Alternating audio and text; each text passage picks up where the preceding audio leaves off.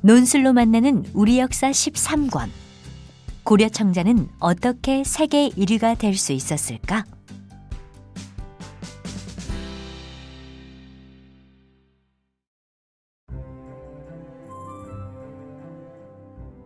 여는 이야기. 신석기 시대부터 음식을 저장하기 위해 만들었던 토기는 시간이 지나면서 점점 그 제작 기술이 더해져 어느새 생활용품을 뛰어넘어 예술품으로 자리 잡게 되었습니다. 이미 신라 후기부터 청해진 부근에는 늘어나는 귀족들의 요구를 충족시키기 위해 대규모 가마가 생겨났고, 그것이 고려 시대까지 이어지게 되었습니다. 고려의 도공들은 당시 세계 최고였던 송나라의 도자기 기술을 배운 다음 한 걸음 더 나아가 고려만의 독창적인 빛깔을 가진 비색차기를 탄생시킵니다. 이것이 바로 그 유명한 고려청자지요. 고려청자는 당시 그것을 사용했던 귀족들의 수준 높은 안목과 도공들의 뛰어난 열정이 한데 어우러진 고려 최고의 걸작품입니다. 그때부터 16세기까지 약 300년 동안 우리나라는 중국과 함께 세계 무대에서 도자기 기술을 독점하게 되죠. 이제 세계는 황홀한 비색의 아름다움에 넋을 잃어버립니다. 도대체 비색이 무엇이길래 고려 청자가 송나라 자기를 제치고 최고의 상품으로 인정받았던 것일까요?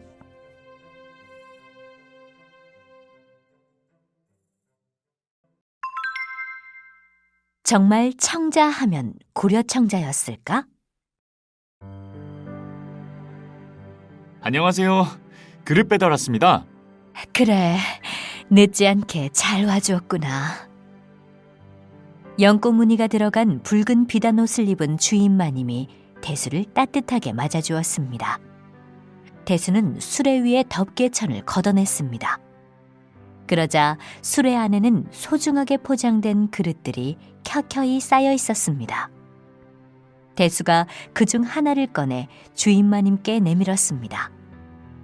작은 청자 그릇이 햇빛 아래서 반짝거렸습니다.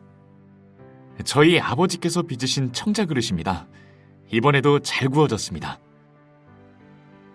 주인 마님은 그릇을 보고 만족한 듯 미소를 지으시더니 곧바로 여자 하인을 불러 그릇들을 주방으로 옮기게 하였습니다.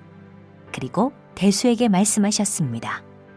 수레를 끌고 오느라 고생이 많았겠구나. 떡과 차를 내어줄 테니 뒤뜰에 가서 기다리거라. 내 금방 그릇값을 치러주마. 예, 마님. 뒤뜰로 가던 대수는 그만 걸음을 멈추고 말았습니다.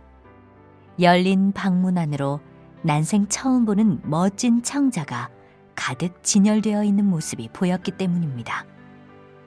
와, 어쩜 저렇게 곡선이 매끈할까? 빛깔도 정말 곱다. 대수도 수없이 많은 청자를 보아왔지만 그토록 은은하고 고귀한 푸른빛은 처음이었습니다. 대수는 넋을 놓고 도자기를 바라보았습니다. 그때 뒤에서 주인 마님의 목소리가 들려왔습니다. 정말 아름다운 청자지? 우리 대감의 환갑을 축하하기 위해 임금님께서 내려주신 청자란다. 주인 마님은 문갑에 놓인 청자를 가리키며 자랑을 했습니다. 귀한 물건이라 그런지 빛깔이며 형태가 아무리 봐도 질리지 않는구나. 와, 역시 송나라 사람들은 대단합니다. 이렇게 훌륭한 청자를 만들어내다니. 송나라? 너는 어째서 이 청자가 송나라에서 온 것이라 생각하느냐? 마님, 제가 이렇게 보여도 청자공의 아들입니다. 청자에 대해서는 모르는 게 없죠. 고려의 도자기 제작 기술은 통일신라의 것을 고스란히 물려받은 것입니다. 그리고 그 이후에는 송나라의 기술을 배워오고 있지 않습니까? 그래서? 인정하긴 싫지만 도자기 하면 송나라 아닙니까? 저런 청자는 송나라 사람이 아니면 만들 수 없어요. 지금까지 점잖은 표정으로 미소만 지으시던 주인마님이 갑자기 큰 소리로 웃기 시작했습니다. 온몸을 들썩대며 웃는 바람에 멋을 부려 위로 틀어올린 머리 장식이 떨어질 듯 달랑거렸습니다. 얘야, 네가 감탄하고 있는 저 청자는 송나라가 아닌 우리 고려에서 만든 것이란다. 고려에서 만든 것이라고요? 대수는 깜짝 놀랐습니다. 주인마님은 아름다운 청자에 가까이 다가서며 말했습니다. 네 아비가 만든 청자는 녹색과 갈색이 섞인 청자라서 녹청자라 불린단다. 우리 고려에서 흔히 사용하는 그릇이지. 그리고 여기 있는 이 청자도 분명히 고려의 청자야. 엷은 하늘빛을 띈다고 해서 비색 청자라고 불리지.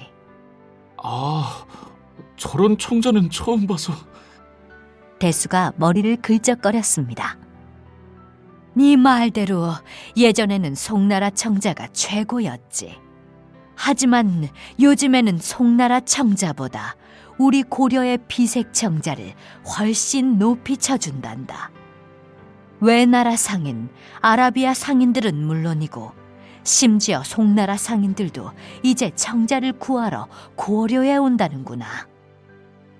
주인마님의 말씀을 듣는 동안에도 대수는 청자에서 눈을 뗄 수 없었습니다. 푸른 하늘을 닮은 저 빛깔은 어떻게 만든 거지? 구름 사이로 날아오르는 저 학은 어떻게 새겼을까? 저 청자를 나와 같은 고려인이 만들었다니. 대수의 마음은 한없이 부풀어 올랐습니다.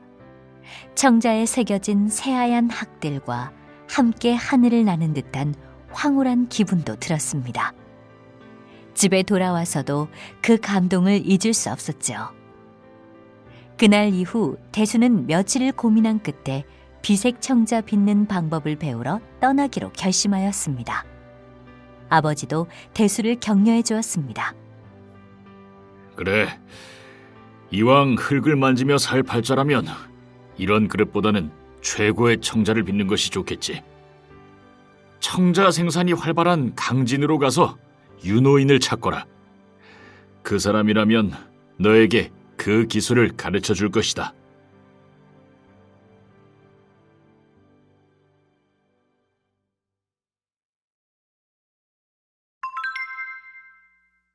고려 청자의 매력은 어디에 있을까?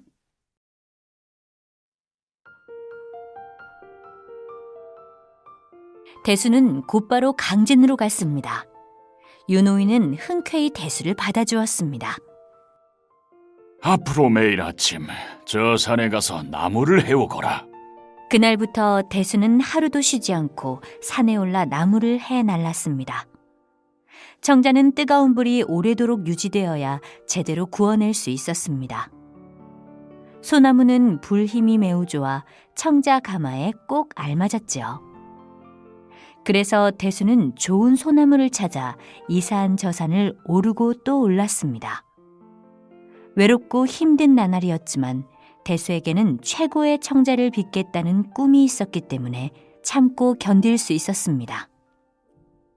그러던 어느 날 대문 밖에서 누군가 부르는 소리가 들렸습니다. 계시오. 니신지요? 여기가 윤호인의 집이 맞느냐? 예, 그렇습니다. 하오나 스승님께서는 지금 집에 안 계십니다. 이런 낭패가 있나? 윤호인의 청자가 대단하다고 하길래 일부러 이 먼 곳까지 찾아왔는데 이거 참.